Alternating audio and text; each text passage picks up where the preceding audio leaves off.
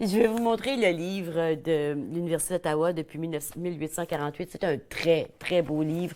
C'est avec des photos bien documentées. Est-ce qu'on peut l'acheter? Est-ce qu'il est toujours... Oh, Il est plus en il est circulation? épuisé depuis longtemps, mais Ah, moi, si je l'ai apporté, je ne sais pas si à la caméra, tu peux montrer Ah, la ben page oui. puissante. Ben oui. Magnifique étudiante à l'Université Est-ce d'Ottawa. qu'on peut Alors, voir? j'aime beaucoup cette photo-là. Puis, C'était comme ça qu'on prenait les photos d'élèves dans le temps ou d'étudiants. On nous tassait toutes dans notre pupitre sur un côté de la classe. Puis là, mais on voit qu'on savait qu'on était pour prendre la photographie. Les Tout le jeunes monde- dames sont habillées avec des tailleurs, des colliers de perles. Alors, je peux pas croire qu'on venait étudier à tous les jours. habillés à comme ça, ah, on l'université, sait jamais. On sait peut-être. jamais, peut-être. Hein? Les temps ont bien changé. Ben c'est ça, peut-être, on sait jamais. Dis-moi, c'était une classe en quoi, ça?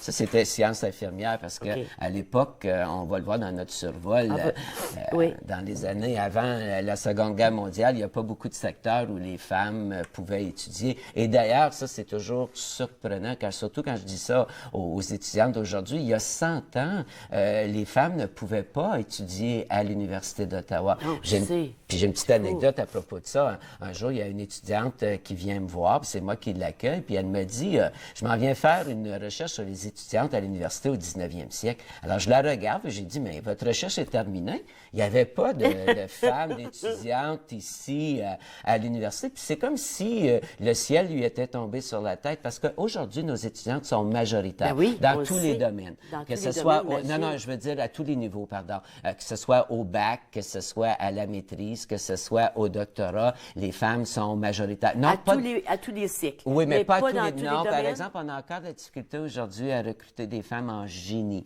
Il y a encore OK. beaucoup d'efforts dans ce domaine-là, mais surtout à savoir que les femmes sont majoritaires à tous les niveaux. Mais aussi, si tu viens, je sais que tu viens sur le campus, quand il y a les changements de cours, là, on le remarque, Ben oui, on on voit sait, beaucoup oui, ben plus oui, de ben oui. femmes sur C'est fou, le hein, parce que moi, campus. quand j'étais, je me souviens quand j'étais jeune, après l'école normale, parce que j'ai fait l'école normale, et On puis va on en n'avait pas parler. besoin de notre bac.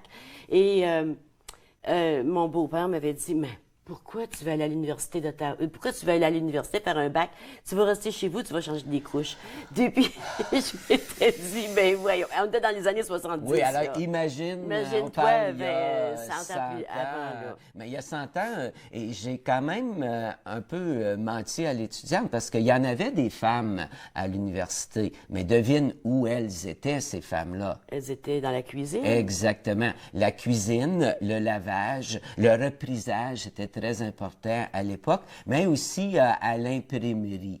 Alors, Ah oui. excuse-moi, à l'imprimerie, à l'infirmerie. À l'infirmerie. Ben oui, ça aurait été Ben, inimaginable non, d'avoir des l'imprimerie, femmes à non, l'imprimerie, non, ça aurait été- non, à c'est ça. l'infirmerie. Oui. Alors, ça, c'est le 19e, début du 20e. Mais en 1919, l'université va permettre aux femmes d'avoir un bac SR, mais dans les collèges affiliés, Collège Notre-Dame, Collège Bruyère. Alors, à la fin, à partir de 1922-1923, là, on commence à avoir nos premières étudiantes, mais elles ne viennent pas sur le campus. Elles ont un diplôme de l'Université d'Ottawa sans être jamais venues à l'université.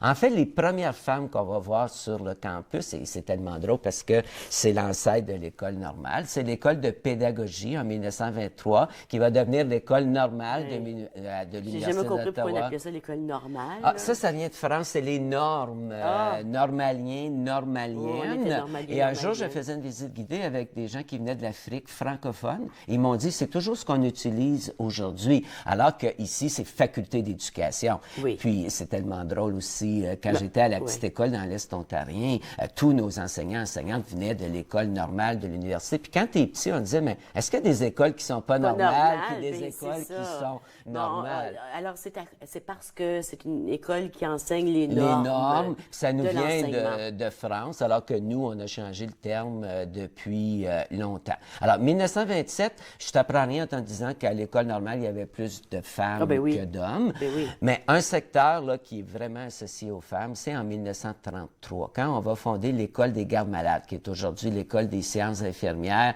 Il n'y avait pas d'infirmiers à cette époque-là. Et en 1956, une autre école où il n'y avait pas d'hommes, sauf l'aumônier qui s'occupait des étudiants, c'est l'école des sciences de Miss. domestique, qui, en fait, au départ, ça a beaucoup évolué, mais on montrait aux femmes comment bien s'occuper de son mari, de ses enfants, mais ça va quand même évoluer parce que ça va devenir le département diététiste. Et moi, j'ai rencontré une dame qui, grâce à ce cours-là, est devenue décoratrice. Alors, peut-être qu'en 56, les objectifs mais tu sais, Michel, ouais, dans 56, mais à un moment donné, on a comme tout jeté par la fenêtre parce que s'occuper d'une maison, gérer les activités de domicile et d'une famille, ça demande des expertises, là. Bien, tout à fait. Puis on revient comme aujourd'hui parce qu'on se rend compte à quel point les étudiants se nourrissent mal. Oui. Alors, on pense, là, on recommence à donner des cours de cuisine. On n'a jamais vraiment valorisé ce travail qui est fait dans l'ombre. On va en parler tantôt avec Monique Lannoy, mais qui est de s'occuper des autres. Oui. Parce que pour être capable de faire quelque chose, il faut que quelqu'un s'occupe de faire à manger. Bien, tout à fait. Et, alors, université... qui s'occupait de tout ça à l'université, là, le reprisage, oui. le ménage, la cuisine? Au 19e siècle, c'était les sœurs de la charité. OK. Et à partir du tout début du 20e siècle, ça va être les petites sœurs de la Sainte Famille, là. Alors, on les appelait aussi les servantes... de Jésus-Marie. Non, les servantes du bon Dieu, parce que cette congrégation-là était présente dans les presbytères, dans les collèges, dans les universités, parce que, et c'est la même chose si on va à Vanier, là, les Pères Blancs, juste à côté de la bibliothèque, c'était un couvent de sœurs, parce qu'à l'époque, c'est pas les Pères Oblats, je pense que c'est pas les Pères Oblats qui cuisinaient, qui faisaient les lits, qui faisaient le ménage. Alors, c'était toujours ces religieuses-là. Puis, on leur doit beaucoup à ces La société doit à ces femmes qui, plutôt que de mener une vie mariée ou célibataire à l'extérieur, ont choisi d'aller dans une congrégation et de faire des choses pour la société. Et elle travaillait du matin au soir, 7 jours sur 7. Après 1965, par exemple, les choses vont changer assez rapidement. Tu as apporté plein de photos. Oui, alors... Il reste à peine une minute. Laquelle on monte? En fait, je vois que tu avais beaucoup aimé J'avais beaucoup aimé celle-ci. Alors, je donne une conférence de la cuisine. On a beaucoup parlé de la cuisine, mais à partir de 1967, en 66, Mme Pauline Vanier devient première femme chancelière de l'université. Mais ça, c'est Huguette Labelle. Mais Mme Labelle va être chancelière aussi pendant 18 ans. Ça, cette photo-là, je l'aime beaucoup. Je ne sais pas si tu peux la montrer. Je vais la montrer. Que là, on est dans le réfectoire et on les voit, les religieuses là, qui ont préparé la table et ils attendent les étudiants, les Pères Oblats pour les servir. Exactement. Pour les servir.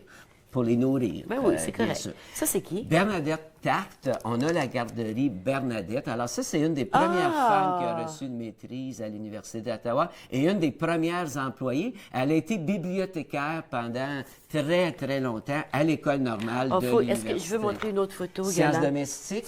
Sciences domestiques qui était sur la rue Nicolas ou sur la rue Waller. Il y a des rats, là.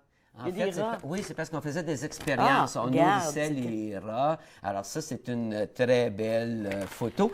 J'en ai un document aussi, parce que comme archiviste, on aime bien. Madame Vanier, c'est pour son intronisation solennelle. Puis comme archiviste, là, regardez avec les petits pompons. Je sais, c'est merveilleux. Aujourd'hui, il y a toutes sortes de choses. Cet été, on se promet d'aller faire quelques émissions aux archives, parce que c'est le 50e anniversaire des archives de l'Université d'Ottawa. Oui. Donc, on aimerait faire des émissions avec toi, qu'on aille visiter les archives, qu'on aille voir les trésors. Moi, ça va me faire tellement plaisir de vous accueillir. On va le faire, c'est promis. Ça fait longtemps qu'on se le promet. Là, c'est l'été prochain qu'on fait ça. Merci, Michel. On aurait pu continuer longtemps, mais tu vas revenir? Oui, puis si vous vous intéressez à l'histoire des femmes à l'université, vous communiquez avec les archives de l'université. Une belle équipe pour vous accueillir.